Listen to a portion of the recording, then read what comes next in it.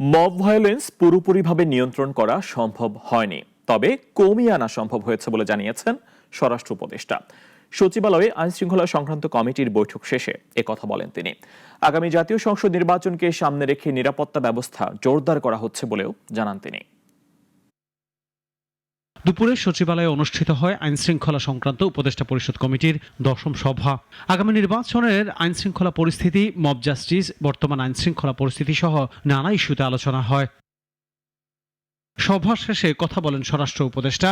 জানান, দেশে mob violence পুরোপুরি নিয়ন্ত্রণ করা সম্ভব না হলেও তা কমিয়ে আনা সম্ভব হয়েছে। পুলিশ তো নিষ্ক্রিয় না, আমি তো আগেই বলছি, পুলিশ আগের থেকে অনেকটা মানবিক হয়েছে। যেহেতু আগের মতো আপনাদের ওই কোনো কিছু হইলেই আগে একটা কথা বলে একটা বুঝানোর চেষ্টা করতো, ওইটা না করে আগে দুইটা বাড়ি দিত। এই জন্য আপনারা বলতেন পুলিশ খুব অ্যাক্টিভ। এখন হলো পুলিশ আপনাদের সাথে আগে আলোচনা করে সমস্যাটা সমাধান করতে যায়। এই জন্য আপনারা ভাবেন যে পুলিশ নিষ্ক্রিয়।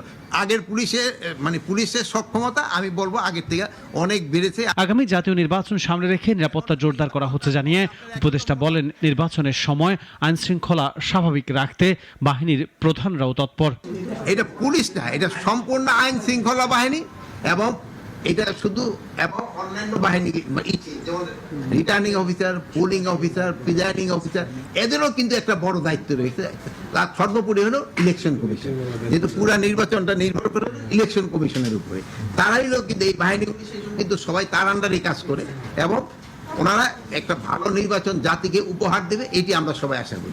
নির্বাচনকালে আইন শৃঙ্খলা স্বাভাবিক রাখার বিষয়টি শুধু সরকারের উপর নির্ভর করে না জানিয়ে স্বরাষ্ট্র উপদেষ্টা বলেন, যারা নির্বাচনে অংশ নেবেন তাদের উপরও আইন শৃঙ্খলা স্বাভাবিক রাখার বিষয়টি নির্ভর করে। আনোয়ার হোসেন, নাগরিক, ঢাকা।